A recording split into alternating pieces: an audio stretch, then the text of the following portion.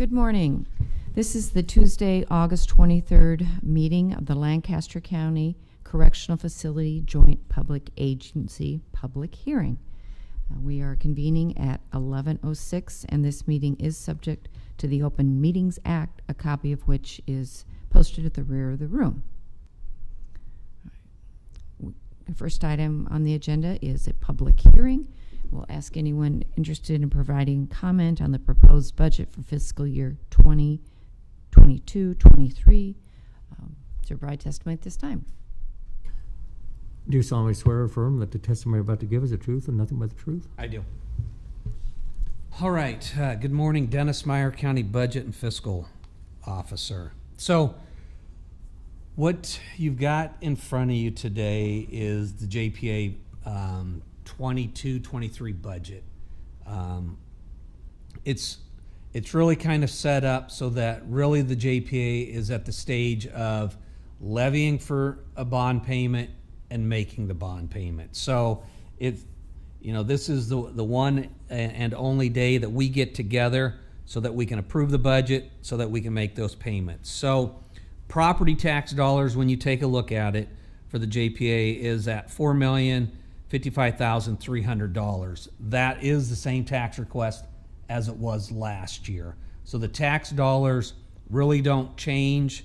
What you will see is the JPA really has 7 more principal payments to make. So we started with 20, we're now down to 7, and with that in mind, we have a combined levy between the city and the county, and that combined levy, when we started, was at 3 cents. Now, today, when this budget adopted, it will be at 1.3285 cents. So it's actually been cut in half as growth has happened over the last 12, 13 years, plus we refinanced the bond probably 3, 4, 5 years ago. So this is one of the few where you can really see how the growth and valuation really affects that levy. You know, you would expect it to go down. Here's an easy way to look, and you can actually see it going down.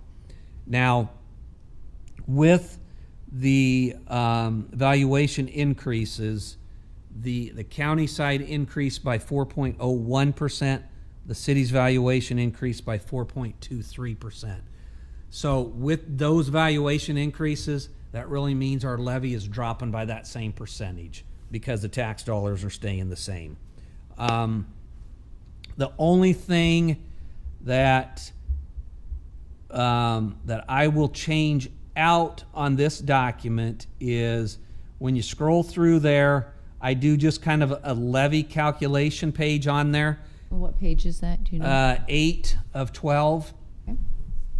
The only thing that's going to change here is since we published this, we got a new corrected valuation last night. So this one here on here says 0.013299.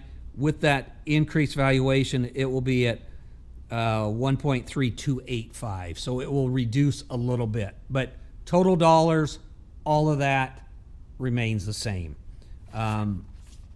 When we adopt this budget, it really just, we make one bond payment by the 1st of December, and we make the next bond payment by, I think, the 1st of June, and that's really all the activity the JPA has at this point in time.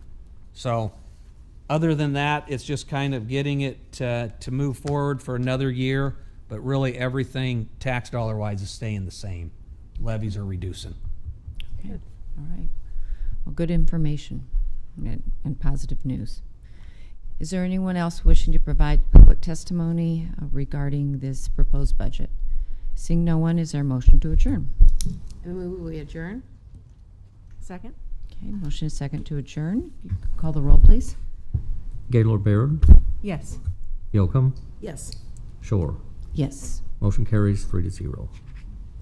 We will adjourn the public hearing and now call to order the Lancaster County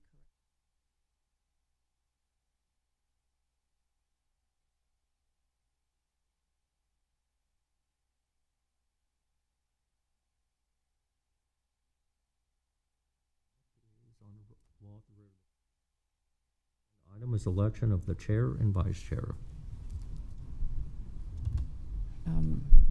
Motion to elect Deb Shore as the chair? Goes to Krista, right? Yeah. Yeah, because, Sorry.